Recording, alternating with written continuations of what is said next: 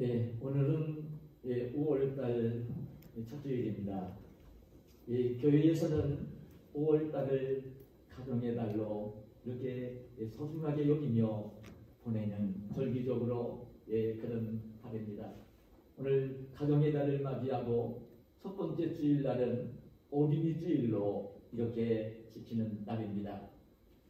코로나19의 위험 속에서도 정말 이 가정의 소중함, 또 가정 속에서 자라는 그 어린 자녀들, 이제 나이 드신 분들에게는 손주들이지요. 이 어린 자녀들이 얼마나 소중한지 모릅니다. 제가 종종 말씀을 드리지만 우리 천지 만물을 창조하시고 그 섭리하시는 하나님께서 정말 직접 만드신 두 기관 중에 하나가 바로 가정이고 교회인 것입니다. 여러분, 가정 속에서는 그 부모에게서 태어난 자녀들이, 육체적으로 출생한 자녀들이 가정 속에서 자라죠. 이 죄몸된 이 교회 속에서는 예수님을 믿고 구원받은 그 영적인 하나님의 자녀들이 교회 속에서는 자라고 공동체를 이루는 것입니다. 얼마나 이 가정과 교회는 중요한 기관인지 모릅니다. 하나님께서 다른 것과 비교할 수 없는 두 기관이 바로 가정과 교회인 것이죠. 근데 사실 제가 이 코로나19의 위험도 있고 지금 굉장히 우울한 날들을 이제 지구촌의 모든 사람들이 보내고 있는데요. 그럼에도 불구하고 나는 우리나라, 이 대한민국이라는 나라에 태어나서 대한민국 국민으로 이 평생을 살면서, 그리고 대한민국을 사랑하는 그 한 사람으로, 목사로 나라와 민족을 위해 늘 기도하면서, 나라가 더 지금 우리 세대보다는 이 다음 세대가 더 잘 살기를 원하고 복받기를 원하는 그 소망을 가지고 기도를 하면서, 참 요즘 맞이하고 있는 우리나라의 사회 문화를 보면 너무 안타까운 그 마음이 듭니다. 사실 그 밝은 미래상보다는 너무나 어두운 미래상을 우리나라, 우리가 살고 있는 이 사회 문화가 보여주고 있다는 점입니다. 하나님께서 그 기뻐하시는 모습으로 이렇게 나라가, 그 사회가, 문화가 형성되어 가면서 이렇게 흘러가는 것이 아니라, 우리도 모르게 우리가 살고 있는 이 사회, 우리가 지금 이제 누리며 살고 있는 이 문화가 그 하나님의 뜻과는 역행하는, 거꾸로 가는 그런 모습을 보여주고 있다는 점입니다. 여러분들은 그래, 오늘 이 말씀을 가정에 대한 설교를 5월달에 해야 되고, 오늘 자녀에 대한 그 소중함을 일깨움 받으며 우리가 이제 가정을 새롭게 생각해 보며 해야 되는 그런 5월달을 맞이했는데요. 연재가 너무나 어두운 얘기를 하면서 시작을 해서 미안하기 그지없지만, 그 취지 가운데는 어떤 게 있냐면, 우리 예수님 믿는 사람들, 하나님의 자녀들은 우리가 살고 있는 이 사회가 지금 잘못되고 있고 문화가 잘못되고 있는 것을 따라가면서 동화되어지면서 그렇게 살려고 하는 것이 아니라, 이런 잘못된 사회, 잘못된 문화, 이걸 이제 바르게 이제 이끌고, 우리가 이 어두운 세상 속에서, 잘못된 사회 속에서, 잘못 진행되고 있는 문화 속에서 우리가 바르게 서서 이 사회와 문화를 이끌고 나라와 민족을 이제 바르게 세워가야 되는 이 사명을 우리 예수님 믿는 기독교인들, 하나님의 자녀들은 가지고 있기 때문입니다.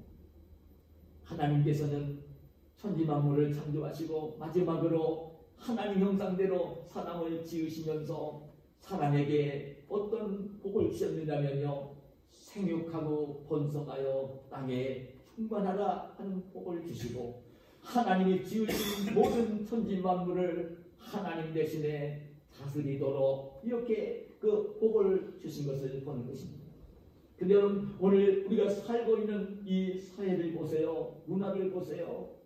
나는 예수님 믿는 사람들도 다 이방들처럼 그 잘못되어지는 사회에 동조하고 있고, 휩쓸려 살고 있고 다른 사람들 다 그렇게 하는데 뭐 예수 믿는 나라고 해서 별다르게 살 것 있느냐 이런 마음을 가지고 그냥 그 어둠 속에 그냥 어두워져가는 그런 우리 기독교인들의 모습을 사실 너무나 많이 보고 있는 것입니다. 여러분 제가 이 지금 오늘날 이 젊은이들의 의식 구조를 보면요 너무나 아파요.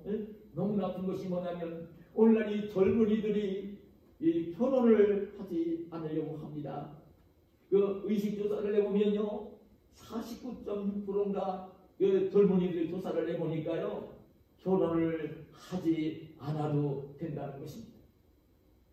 얼마나 잘못된 의식 구조를 가지게 되었는지 모릅니다. 여러분 그리고 우리나라의 지금 통계청에서 발표한 이거는 통계를 보면요 그 나홀로 살고 있는 그 가정이 39.5% 오늘 우리가 살고 있는 이 시대에 가족들이 함께 모여 살아야 될 가정이 혼자 살고 있는 세대가 제일 많은 나라. 이 10가정 가운데 거의 4가정이 혼자 생활을 하고 있는 가정이라는 통계표의 통계청의 발표인 거예요. 그리고 지난해 제가 보니까요 지난 2020년도에 우리나라에 출생을 한 그 출생자 수를 보니까 정확히 27만 5,815명 그리고 작년에 이제 이 세상을 떠나 죽어간 사람들이 30만 7,764명 이게 통계청에서 발표를 한 것입니다. 어떤 내용입니까? 여러분 인구가 늘어가는 것이 아니라 실제적으로 감소한 것입니다. 그래 우리나라의 이 젊은 여성들이 아이를 임신하고 낳을 수 있는 가임 여성 한 사람이 아이를 낳을 수 있는 그 통계가 얼마냐면요 0.84명 한 명도 되지를 못하는 거예요. 여러분 부부가 가정을 이루어 살고 있으면 자녀를 낳으면 적어도 한 가정에서 둘씩은 나야 숫자가 유지가 되어지는 것인데요. 둘은 고사하고 하나도 되지 않는 인구는 이제 줄어갈 수밖에 없어요. 장수 시대이기 때문에 노인들이 죽어가는 속도가 좀 느리기 때문에 어느 정도 유지해가지만 그래도 이제는 이 상황이 계속되어지면요 인구는 줄 수밖에 없고 노령화될 수밖에 없고 사회는 어두워질 수밖에 없는 것이죠. 근데 이 안타까운 일들이 여러분 어떤 젊은이를 우리가 탓할 수가 없는 사회적인 환경이 되었고 문화가 되었다는 거예요. 결혼을 하고 싶은 마음이 들고 또 자녀를 기르려고 하더라도 이 결혼을 하고 자녀를 기를 수 있는 그런 이 환경이 사회 문화가 되지를 못한 거예요. 여러분 결혼을 해서 가정을 이루고 살려고 하면 힘은 있어야 되잖아요. 그러고 일할 일터가 있어야 되잖아요. 돈을 벌어야 되잖아요. 그리고 이제 정말 기본적으로 생활을 하기 위해서는 오늘 우리나라 사회에서는 자동차도 있어야 되고 그리고 이제 컴퓨터도 있어야 되고 휴대폰도 있어야 되고 사랑하는 가족들과 함께 은근 여유를 즐기기 위해서는요 한 달에 몇 번씩 일식은 해야 되고 우리나라 문화가 그렇게 됐으니까요 일식은 해야 되고요. 그리고 이제 또 가족들과 함께 화목을 위해서 이제 여행도 해야 되고요. 그렇게 하려고 하다 보면 이 재정이 돈이 집이 있어야 되고 이제 직장이 있어야 되고 그렇게 이제 해야 되는데 돈이 경제가 따라주지를 않는 거예요. 참 말이지 않습니까? 지금 이 수도권에 몰려 살고 있는 사람들이 집을 이제는 보면요 월급 받는 거 한 푼도 안 쓰고 20년을 벌어도 서울에서 집을 마련할 수 없어요. 너무 잘못되어진 사회구조가 된 거예요. 그러다 보니까 이제 왜 그런 경향이 벌어졌을까요? 여러분 생각해 보세요. 실제적으로 그런 상황이 벌어진 것인데 지금 이게 하나의 추상적인 얘기를 하는 게 아니라 팩트를 얘기를 하는 것이에요. 이런 상황이 벌어진 거예요. 근데 적어도 소원의 문화생활을 하려고 하면 남편과 아내가 함께 맞벌이를 해야 돼요. 근데 맞벌이를 하면서도 그게 제대로 되지를 않는 거예요. 그러니까 젊은이들이 결혼을 하지 않으려고 하고 결혼을 해도 아이들을 낳으려고 하지를 않는 거예요. 얼마나 이 암울한 사회가 되는지 모릅니다. 그리고 살다 보면 이제 부부간에 뭐 갈등이 생겨서 이혼하는 가정들이 수없이 생겨나고 있는 너무나 이 암울한 이 사회상을 보고 있는 것이죠.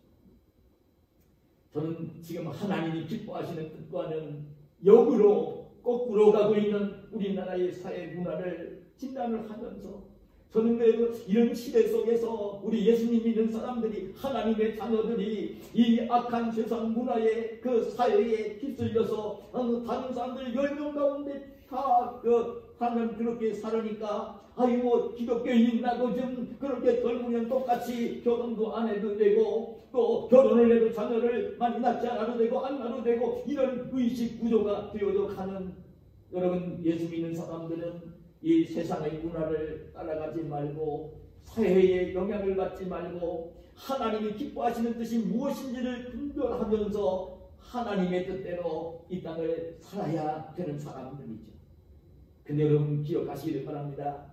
정말 하나님께서 복을 주시고 복을 받는 사람은 누구냐면요, 이런 사회의 문화에 물들지 아니하고 하나님의 특별한 형편이 되게 하시고 사역을 위해서 평생을 결혼을 하지 않고 살 수는 있습니다.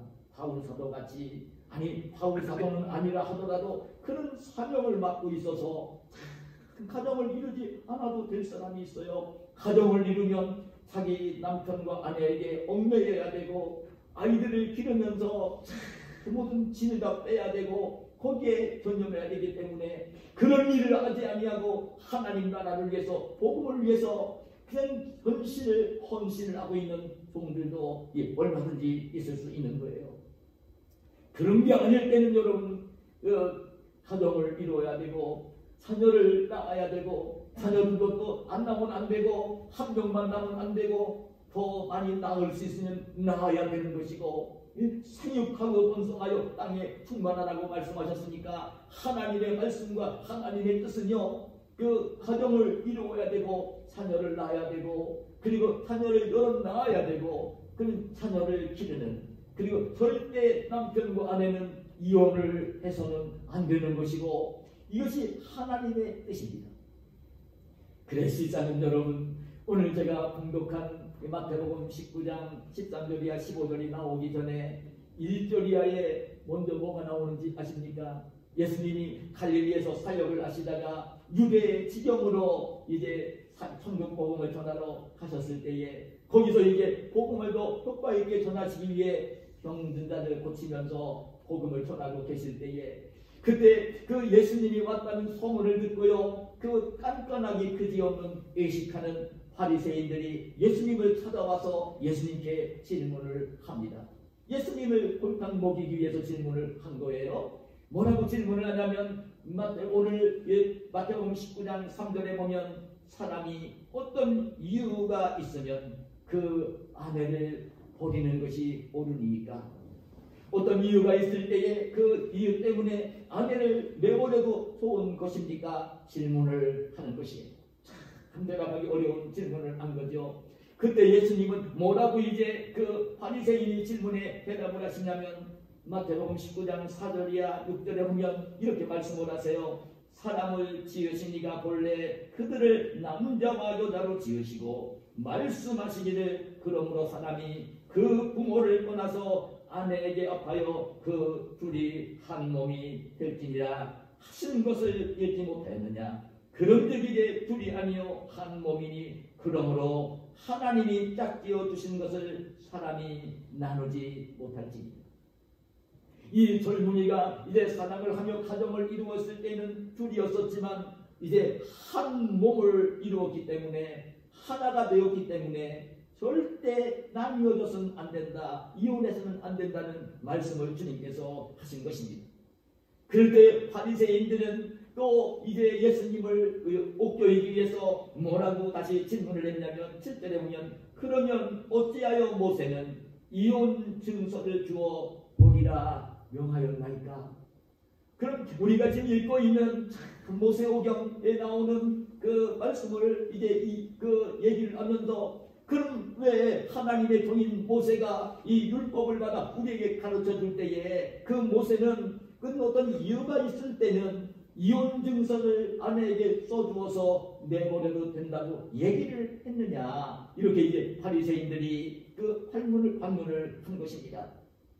그때 예수님은 뭐라고 하십니까? 8절 9절에 보면 이렇게 말씀합니다. 모세가 너희 마음의 완악함 때문에 아내 어림을 허락하였거니와 본래는 그렇지 아니하니라. 내가 너희에게 말하노니 누구든지 은명한 이유 외에 아내를 버리고 다른 데 장가드는 자는 가능함이니라. 예수님이 그렇게 말씀을 하세요.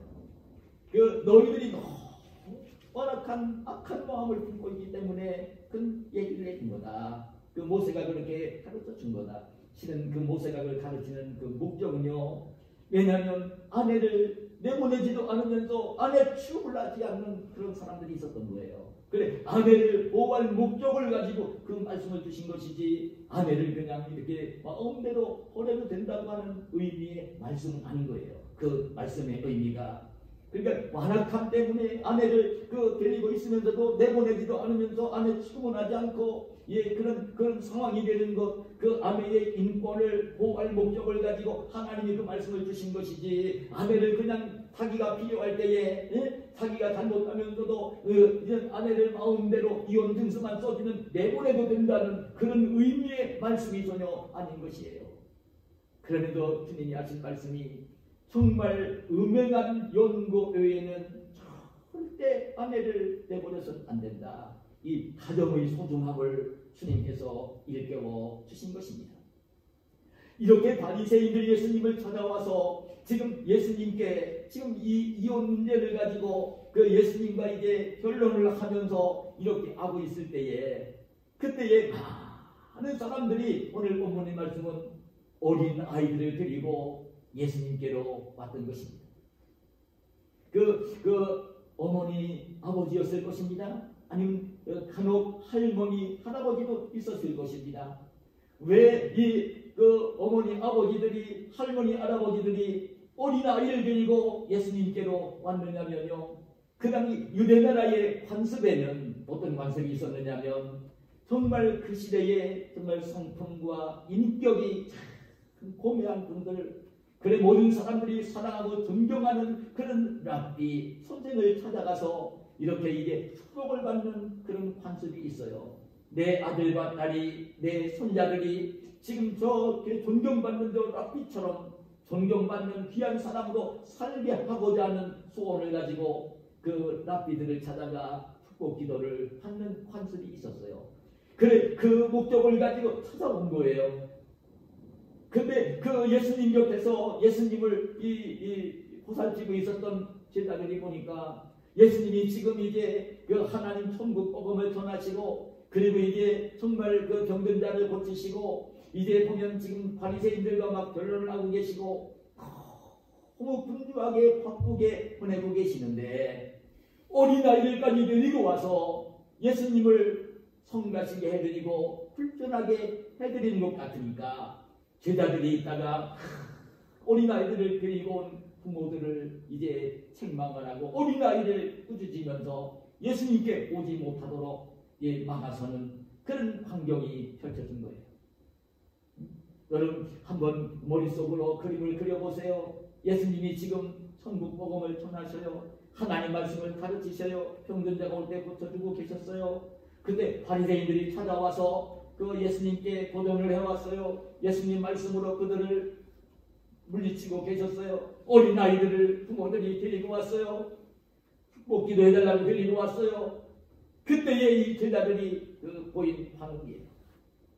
근데 오늘 본문에 보니까 오히려 예수님은 그 아이들을 막아서는 제자들을 이제 나무라시면서 어린아이들이 내게 온 것을 용납하고 금하지 말라고, 내게 오게 두라고, 내게 오게 두라.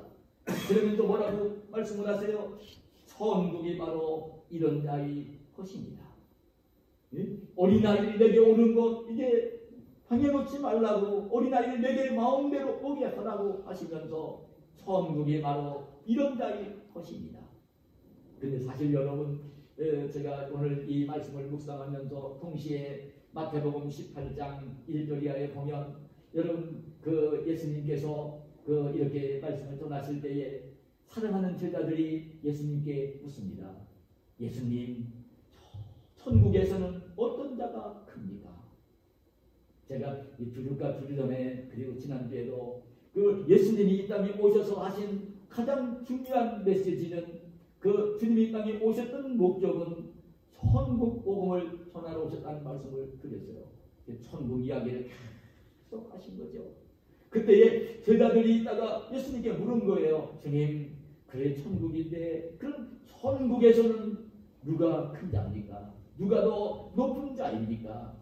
천국에 대해서 예수님께서 말씀을 하시니까, 영생의 나라 천국에 대해서 말씀하시니까 천국에서는 도대체 누가 큰 자입니까? 제자들이 물어요. 그때에 주님이 하신 말씀이 그런 말씀을 하세요. 어린아이를 하나 불러서 제자들 앞에 세워놓으시고요. 천국은 이 어린아이와 같이 아니하면 천국에 들어갈 수가 없다. 그러면서 이 어린아이와 같이 자기를 낮추는 자가 천국에서 큰 사람. 예수님이 하신 말씀입니다.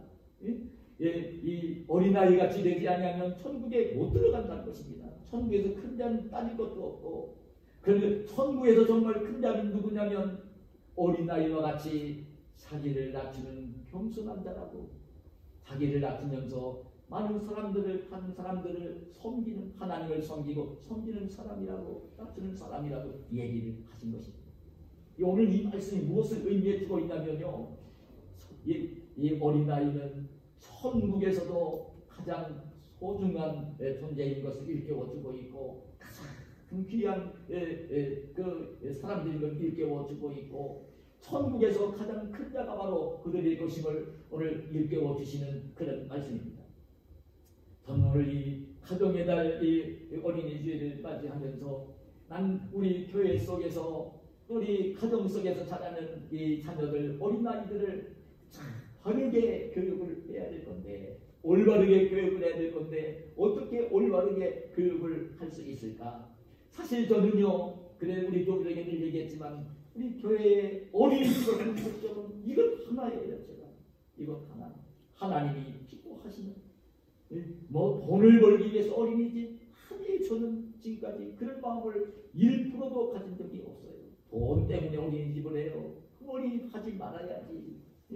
어린아이들 신앙교육을 그렇게 하면서 기르고 싶은, 적어도 다른 어린이집에 가 있는 것보다는 우리 교회 성전에 올라와서 어린아이들이 자랄 수만 있다면, 그래서 그 성전에 올라와서 하나님을 섬기는 교사들을 통해서 하나님 말씀으로 그 말씀으로 그 하나님을 사랑하는 교사들의 사랑을 받으며 말씀으로만 자랄 수 있다면 그게 참 귀한 것이죠. 저는 이 한국 교회의 미래상은 사실 어린 아이들에게, 이 청소년들에게 달려 있다고 보는 거예요. 저는 지금 얼마나 교회가 위기를 빠졌는지 모릅니다. 제가 노예에 올라가서 목사님들 대화 보면요, 교인들이 몇백 명 모이는 교회도 주일학교를 문 닫았습니다. 모이지 않습니다. 올라오지 않습니다. 부모는 예배를 드리러 올라오는데 어린 아이들은 안 보냅니다. 통제가 안 되잖아요. 자기는 예배를 드리러 올라오면서도 어린이 예배는 안 보냅니다. 이 코로나19가 가져온 가장 아픔이 그래요. 이 우리 한국교회의 미래상이 너무나 어두워요. 사실 지금 이런 상황이에요. 바르게 자녀를, 어린아이를 길러야 되죠.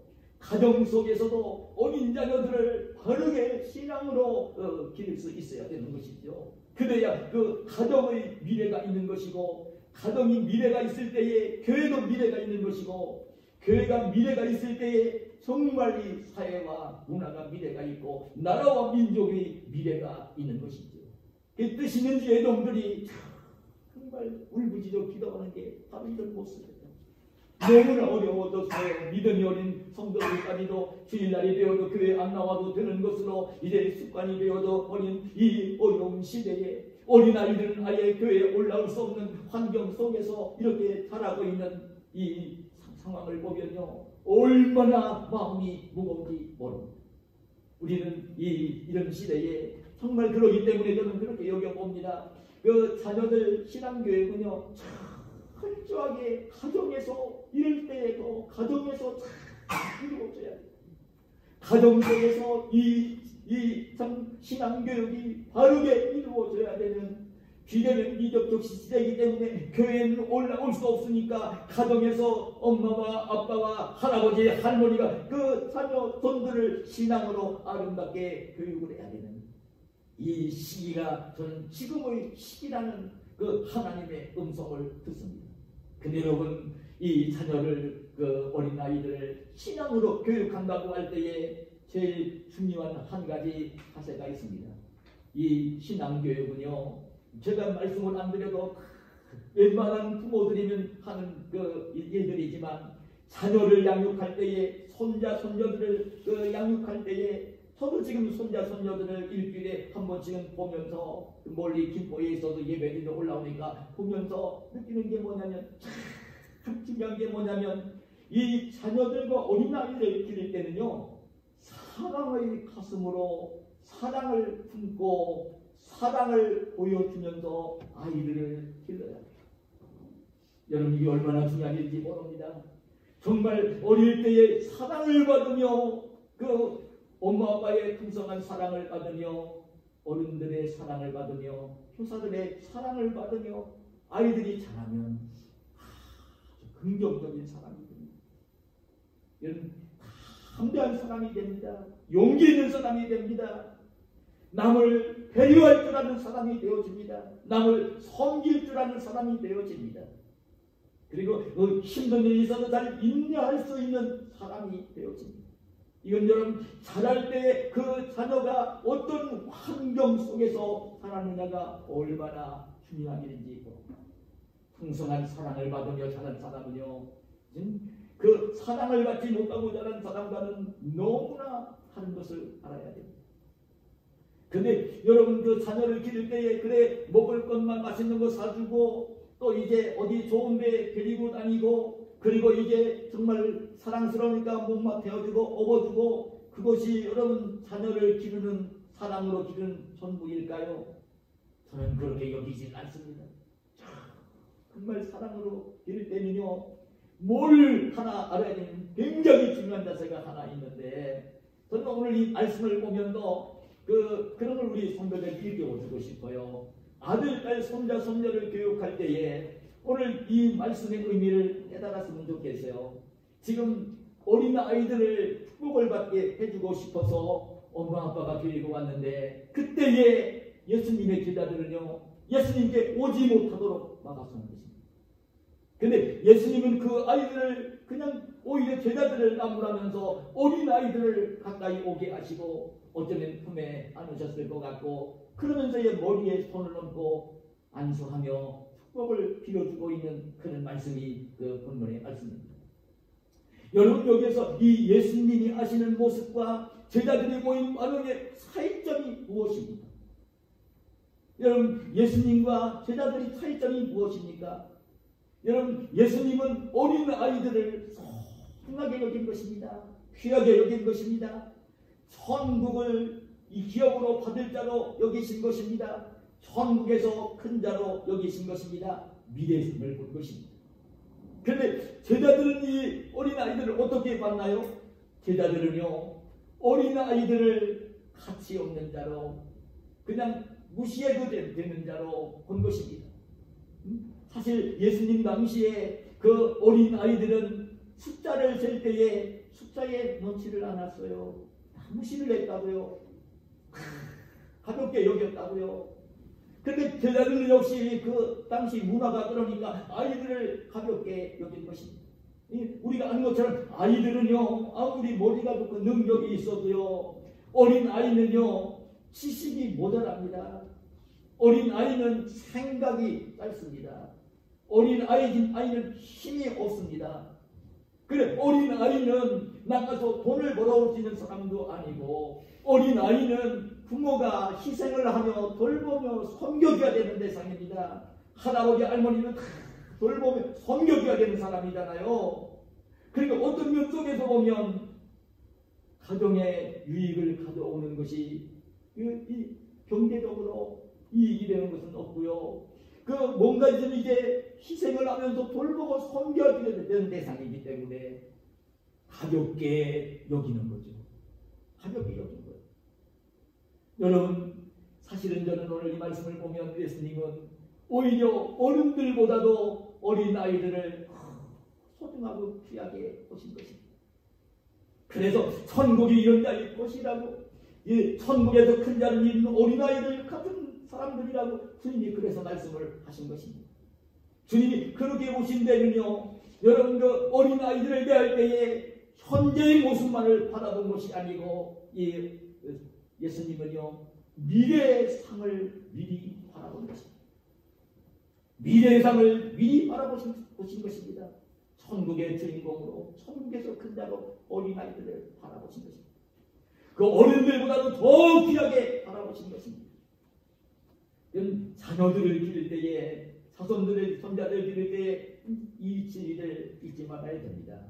여러분, 아무리 어린아이는 똑똑하다 하더라도, 힘이 있다 하더라도 어른을 따라올 수 없는 거예요. 부족한 거예요. 모자란 부분이 많은 거예요. 그걸 알아야 돼요. 그러나 자녀를 볼 때에, 어린아이들을 볼 때에 현재의 모습만을 보지 말고 미래의 모습을 볼 줄 아는, 미래의 모습을 바라보며 나보다도 훨씬 더 귀하게 하나님을 섬기며 나보다도 더 하나님의 복을 받아 귀하게 이 땅을 살 사람인 것을 미래의 모습을 바라보면서 어린아이들을 바라볼 때에 미래의 모습을 바라보며 사랑하며 귀하게 여기며 어린아이들을 길러야 되는 것입니다.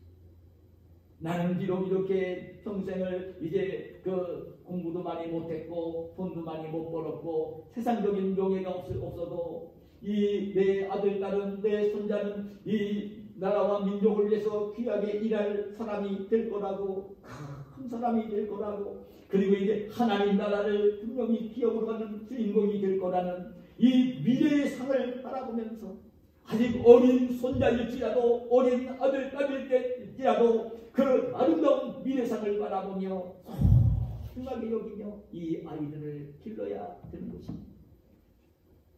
그래도 또 한 가지는 그럼 이 아이들을 우리가 기를 때에 어떻게 기르면 좋을까? 어떻게 기르면 좋을까? 오늘 이 본문을 묵상을 하며 듣는 주님의 음성이 있습니다. 이 자녀를 기를 때에 우리가 여러분 어떻게 아들, 딸을 기르면 좋을까요? 여러분 아들, 딸이 학교에 가서 공부를 잘하면 세상에서는 편하게 삽니다. 지금도 똑같습니다. 학교에 가서 공부를 잘하게 되어지면 좋은 학교를 갈 것이고, 또 좋은 직장에 취업도 할 것이고, 남들보다도 좋은 직장에 취직도 할 것이고, 남들보다도 좋은 집에서 살 것이고, 남들보다도 좋은 차를 불리며 살 것이고, 남들보다도 좋은 의식을 즐기며 여행을 하며 살 수 있을 것입니다. 그렇다고 해서 여러분 이 믿음을 가진 하나님의 백성들이 자녀를 기를 때에 세상 사람들과 경쟁할 때만 잘 될 수 있는 세상적인 것을 엄마 아빠가 뭔가를 가르쳐 준다고 해서 여러분 자손들이 잘 될 수 있을까? 여러분 생각을 해보세요. 저는 지금도 그런 늘 기도하며 듣는 주의 음성이 있습니다.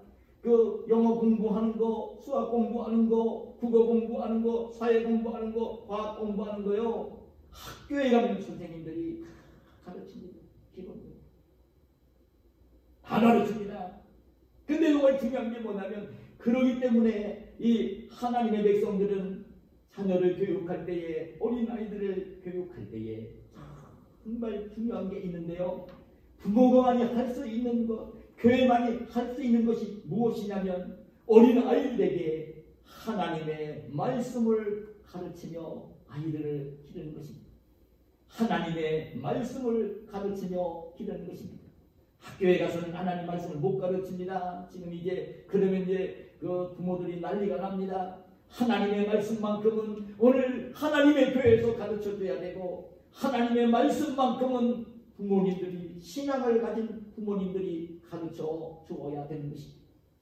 그래 주님께서 여러분 이 말씀을 주시면서 그 신명기 6장 4절이야 7절에 보면 분명한 테마 본문입니다. 이스라엘 백성들이 가장 소중하게 여기면서 이마에 적어서 두르고 다니고 손목에 글자를 적어 달고 다니는 여러분 큰 소중한 테마 본문에 이런 말씀을 합니다. 이스라엘아 들으라, 우리 하나님 여호와는 오직 유일한 여호와이시니 너는 마음을 다하고 뜻을 다하고 힘을 다하여 내 하나님 여호와를 사랑하라. 오늘 내가 내게 명하는 이 말씀을 너는 마음에 새기고 내 자녀에게 부지런히 가르치며 집에 앉았을 때든지 길을 갈 때든지 누워 있을 때든지 일어날 때든지 이 말씀을 강론할 것이며, 하나님의 이 말씀을 잘 가르치라는 것입니다. 하나님의 말씀을 잘 가르치라는 것입니다. 하나님 말씀을 잘 가르치는데 어느 정도까지 사랑을 가지고 가르쳐야 되느냐면 집에 앉았을 때든지 길을 갈 때든지 누워 있을 때든지 일어날 때든지 그런 말씀을 가르쳐라. 하나님 말씀을 잘 가르치라는 것입니다. 그런데 제가 이 말씀을 묵상을 하면서 그런 비용성이 있습니다. 하나님의 말씀을 가르치는 것은 교회에서나 할 수가 있고 집에서 부모나 할 수 있는 일이에요.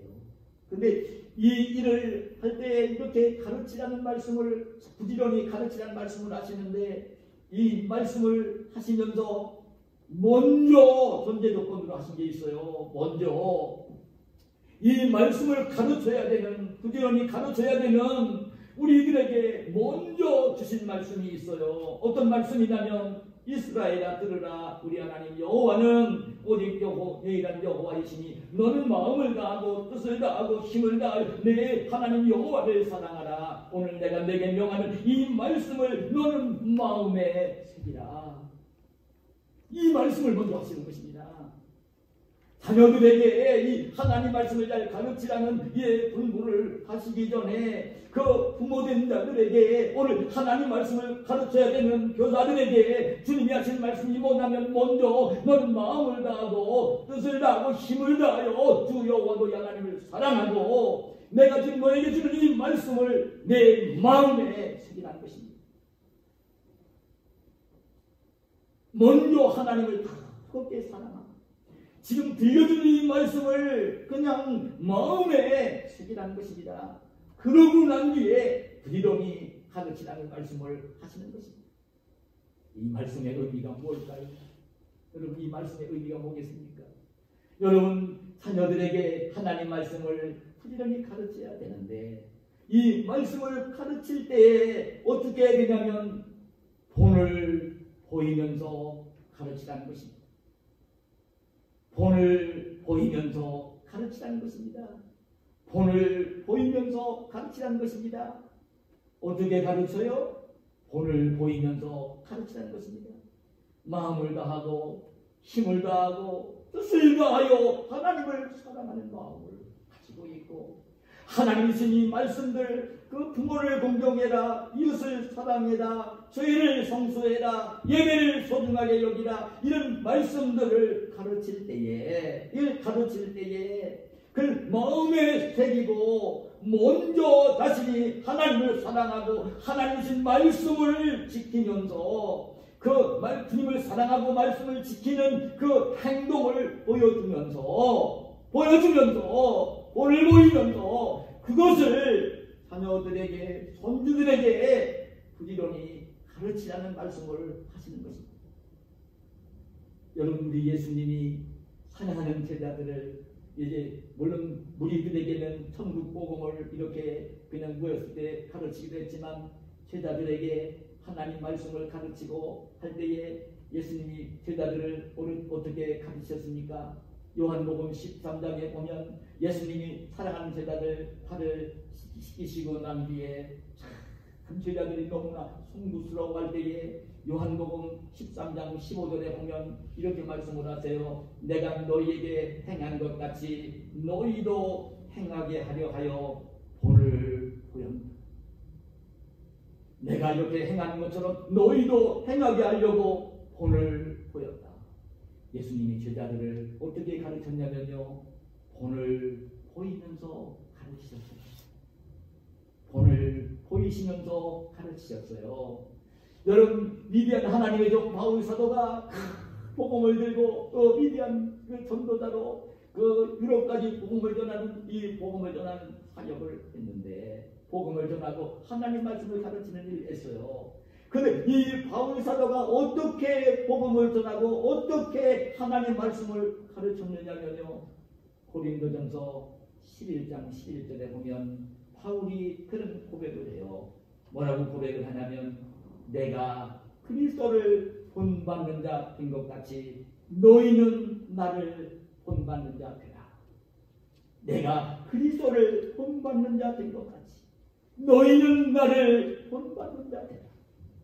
바울 사도는요, 그리스도를 본받으면서 살면서 그리스도를 본받으면서 그리스도를 본받으며 살고 있는 생활의 모습을 보여주면서 따르는 우리들에게 이 복음을 전하고 하나님 말씀을 가르쳤던 것입니다. 실상 목사가 되어 복음을 전하며 살고 있는 제 자신이 도전을 받는, 제 자신을 돌아보게 하는 이 말씀인 것입니다. 여러분, 본을 보이면서 가르치라는 말씀을 하시는 것입니다. 여러분, 제가 오늘 여러분들 보시는, 제가 이 가정의 달만 되면 록펠러 이야기를 합니다. 오늘 주보에 제가 다시 록펠러 이야기를 실었습니다. 여러분, 록펠러는요, 여러분 아셔야 될 겁니다. 지금까지 자손들이 미국 사회에서 큰 부자로 존경받으며 사는 가문이 록펠러 가문입니다. 귀한 분입니다. 근데 이 록펠러는요, 아셔야 될 내용 보면 이 록펠러는 여러분 학교는요, 초등학교 4학년이 전부예요. 학교를 다니고 공부한 사람 아닙니다. 근데 이 록펠러는 세계의 제일 간 갑부가 되었습니다. 그리고 초등학교 4학년까지밖에 못 다닌 이 록펠러가 미국의 대통령까지 되었던 겁니다. 그 많은 돈을 가지고 자신만을, 그리고 98살까지 장수하며 사신 분입니다. 근데 그 많은 돈을 가지고 자기만을 위해 쓰지 아니하고요, 자손들에게만 물려주려고 하지 않았고요, 자손 재단을 만들어서 하는 복지를 위해 일하십니다.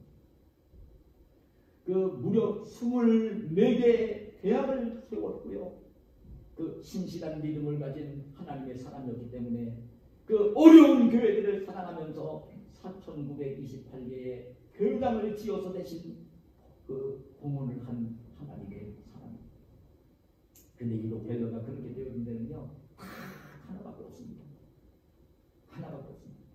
어머니 엘리자 여사가 이제 이 록펠러가 10대 후반에 이제 어머니가 임종을 맞이하게 되는데요, 아버지는 이미 안 계셨고 이제 아무도 돌볼 수 없는 그 어린 아들, 청소년 어린 아들을 이제 남기면서 이 세상을 뜯으면서 마지막으로 이 록펠러에게 유언을 남기는 거예요, 아들에게.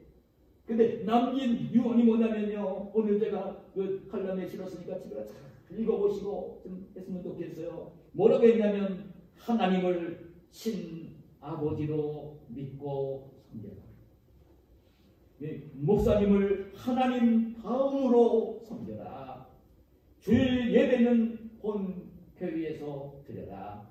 오른쪽 주머니는 항상 11조 주머니로 가라. 아무도 원수로 만들지 말라. 매일 아침마다 목표를 세우고 기도하라. 잠자리에 들기 전 하루를 반성하고 기도하며 감사하라. 아침에는 꼭 하나님의 말씀을 읽어라. 남을 도울 수 있으면 힘껏 도우라. 예배 시간에 항상 앞에 앉으라. 늘 제가 드리는 말씀인데 가정이 다루면 이 로펠러 이야기를 제가 하잖아요. 근데 참 제가 가슴이 늘 답답한 것은요, 이 말씀을 정말 실천을 하면 참 복이 될 건데 실천을 안 하니까 이런 복이 임하지 않는 거거든요. 실천을 안 하니까. 근데 여러분 참 이 로펠러가 어머니가 남긴 이 유언을 이제 지키면서 그렇게 위대한 하나님의 사람이 되어졌어요. 근데 여러분 꼭 아셔야 될 내용이 뭐냐면 이 엘리자 여사가 로펠러의 어머니가 아들에게 마지막 유언을 남기는 이 유언들이 그냥 로펠러가 그 볼 때에 어머니가 자기도 하지 않는 것, 자기는 하지 않는 것을 자기한테 하라고만 유언을 남긴 말씀이 아니에요. 이게 중요한 거예요. 로펠러에게 어머니의 유언을 남길 때 자기는 어머니가 자기를 안 하면서 나한테만 하라고 한 이 부탁이 아니에요. 엘리자 여사는 아들에게 자기가 그 하나님을 섬기고 있고 사람들과 관계를 맺으며 살고 있는 그거를 자기가 생활하고 있는 내용을 하나님을 경외하며 살고 있고 하나님을 예배하며 살고 있고 이웃들과 불결한 관계를 맺지 아니하며 살고 있고 하나님과의 관계를 맺고 이웃들과의 관계를 맺고 있는 그 생활을 하면서 아들 로펠러에게 이 유언을 남겼던 거예요. 어머니가 하시는 일을 로펠러는 보면서 살한 거예요. 제가 말씀을 드린 적이 있잖아요. 이 엘리자 여사는 로펠러를 낳은 날이 주일날이었어요. 로펠러를 출생하던 날이 주일날이었다고요. 그 핏덩어리 어린 것을 안고 주일 예배를 지키러 성전에 올라와서 예배를 드렸던 여성, 하나님의 성. 그렇게 살았어요. 그러니까 하나님을 그렇게 섬기며 살았어요. 그 이제 이 아들 로펠러는요, 어머니가 그 본을 모이면서 말씀해 주신 것 실천을 하면서 하나님 섬기고 어머니 그리워지면 주신 말씀 마음속에 담고 실천을 하면서 하나님의 복을 주시어서 그런 위대한 하나님의 사람이 되었던 것입니다. 여러분, 그리고 자녀를 기를 때는 또 한 가지만 말씀을 드릴게요. 어떻게 자녀를 기르면 좋을까? 오늘 예수님이 오늘 본문에 보면 그 어린 아이들을 이렇게 안으시고 어린 아이들 머리에 손을 얹으시고 축복을 해줍니다. 예수님 입으로 말씀하실 때도 이런 아이들이 천국은 이런 아이들의 것이라고 이 어린 아이들이 천국에서 큰 자라고 예수님 말씀을 하셨잖아요. 그래 그 어린 아이들이 참 천국에 들어갈 뿐만 아니라 천국에서 큰 자가 될 수 있도록 그렇게 이제 축복을 하면서 이제 그 자리를 떠나시고 계시는 이 모습이 그려지는 거예요.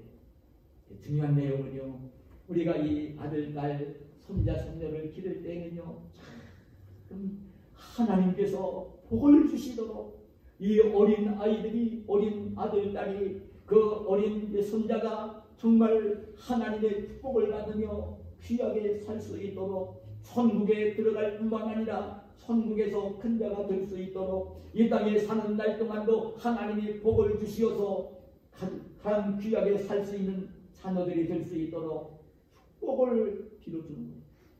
축복을 빌어주는 거예요.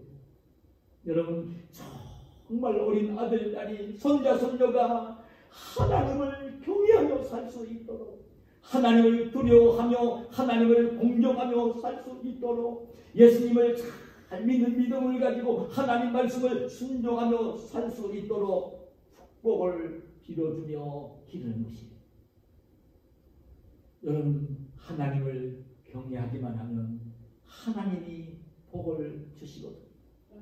하나님을 경외하기만 하면 하나님을 하나님으로 경외하기만 하면 예수님을 바르게 믿고 예수님을 사랑하며 하나님 말씀에 순종을 하기만 하면 하나님이 풍성한 복을 주시거든요.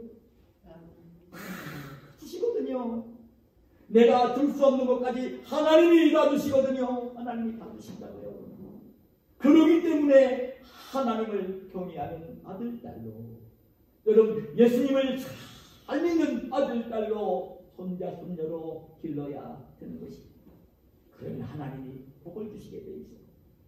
여러분 제가 종종 이 가정의 달 또 한나 이야기를 하겠지만, 한나가 어린 아들 조들 빼고 그 사무엘을 성전에다가 바치잖아요. 그럼 그 뒤에는 돌보지 못했다고요. 원만해서 절기 때만 올라갔다고요. 성전에서 자랐다고요. 이 사무엘이. 근데 그렇게 자란 이 사무엘이 이스라엘 민족이 사랑하고 존경하는 이스라엘 민족의 아버지 사울 왕을 기름 부어 왕으로 세우시고, 다윗을 기름 부어 왕으로 세우시고, 그 블레셋 나라 원수의 나라가 사무엘 이름만 들으면 무서워서 벌벌 떠는 하나님의 사람이 되었잖아요. 여러분 정말 중요한 것은 잘 자녀를 기르는 것은요, 정말 하나님을 경외하도록, 정말 예수님을 잘 믿도록 자녀를 기르는, 나머지는 하나님께서 복을 주십니다. 장성하게든 공부하라고 하면 공부를 잘할 것이고, 이런 얘기 저런 얘기 막 얘기하지 않아도 하나님을 정말 두려워하며 섬기는 아들, 딸이 되어지면요, 엄마가 공부해라 하지 않아도 알아서 공부를 하게 돼 있고요, 거짓말하지 말라고 얘기하지 않아도 거짓말하지 않고요, 나쁜 친구 사귀지 말라고 주문 안 해도 나쁜 친구 사귀지 않고요, 어디를 가든지 모든 사람에게 사랑과 존경을 받는 귀한 아들, 딸, 손자, 손녀가 될 수 있는 것입니다. 저는 요즘 제가 이 우리 두 아들 기를 때는 이걸 못해서 참 제가 미안한데, 나는 그래 손주들을 만나면 지금은요 품에 안고 축복하면서 기도를 해줍니다. 자녀를, 손자들을 여러분 품에 안고 축복을 빌어주는 분들이 되시기를 바랍니다. 그러기 위해서는 여러분들이 말씀드린 하나님을 정말 경외하는 사람이 되어야 되고, 그리고 하나님 말씀을 마음속에 담고 있고 하나님 말씀을 지키면서 사는 사람이 되어야 되고, 그런 마음을 가지고요 이 아들, 딸이, 손자, 손녀가 하나님이 복을 주시어서 귀하게 살 수 있도록 축복을 빌어주는 분들이 계세요. 하나님이 복을 주실 것입니다. 그럼 저도 이 나이를 먹으면서 듣는 귀의 음성이 겁니다. 제가 하나님 나라를 가더라도 먼저 하겠죠. 아들, 딸들이 정말 하나님을 아름답게 섬기며 하나님의 축복 속에 살기를 소원하는 소망이 가득하고, 그 손자, 손녀들도 그렇게 믿음을 가지고 하나님을 섬기며 하나님의 복을 받으며 살기를 원합니다. 정말 제가 섬기고 있는 우리 성도님들이 이렇게 하나님의 축복을 받으면서 이 땅에서도 존귀하게 살고 하나님 나라를 함께 기업으로 받는 우리 성도님들이 되기를 소망하는 이 소망을 가지고 기도하며 오늘 들려주시는 하나님의 말씀을 들으며 하나님의 말씀을 전하는 이 사역을 지금도 감당해 갑니다. 오늘 이 악한 시대 속에 저와 여러분이 이 세상 문화에 물들어가지 마세요. 이 세상 사회에 닮아가지 마세요. 아들, 딸에게도 그거 닮아가지 않도록 가르치세요.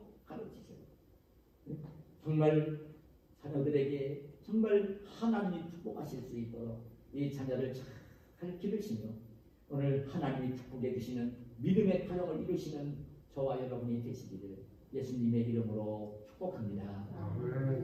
하나님 감사합니다. 오늘도 우리를 사랑하셔서 이 귀한 시간 가정의 달 5월을 맞이하게 하시고 어린이 주일을 맞이하게 하시고 주님을 경배하게 하시고 오늘 저희들이 들어야 되는 하나님의 음성을 듣도록 허락해 주신 것을 감사합니다.